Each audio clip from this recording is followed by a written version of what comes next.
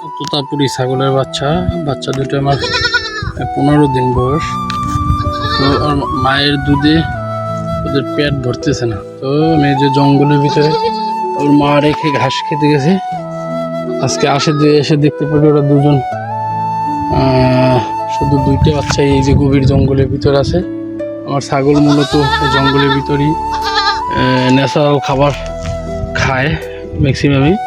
তো আমি এই যে কচি পাতাগুলো আছে, যেহেতু দুধে হয় না, তো কচি পাতা গাছ থেকে ছিঁড়ে এগুলো আমার ছাগলের বাচ্চারা প্রথমে এই যে খাওয়া শিখতেছে। অনেকগুলো খাইছো, ওই যে গাছের পাতাগুলো খাইছে বাচ্চারা চাবে। ওদের পেট তো ছোটো একদম।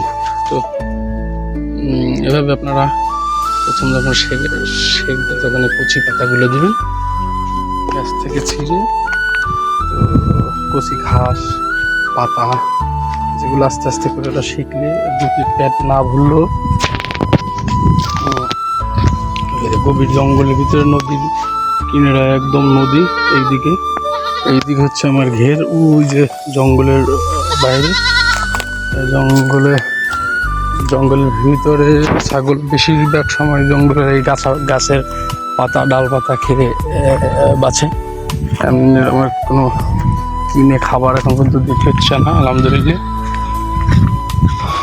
তো প্রাকৃতিক খাবার খেয়েই আমার ছাগল, আমার খামারের আমি এখন পর্যন্ত কোনো আমার 22টা ছাগল, এই যে বাচ্চা দুইটা, এই যে আমি হাঁটা দিছি, আমার সাথে সাথে হাইটে আসতেছে।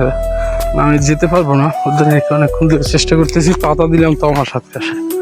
তো এখন ওদেরকে নিয়ে দিয়ে আসতে হবে। আবার জঙ্গলের ভিতরে কিসে নিয়ে যায়, জঙ্গলে ভয়ও আছে বাচ্চাদের জন্য, পাতি শিকেল আছে, ড্রবাগ আছে।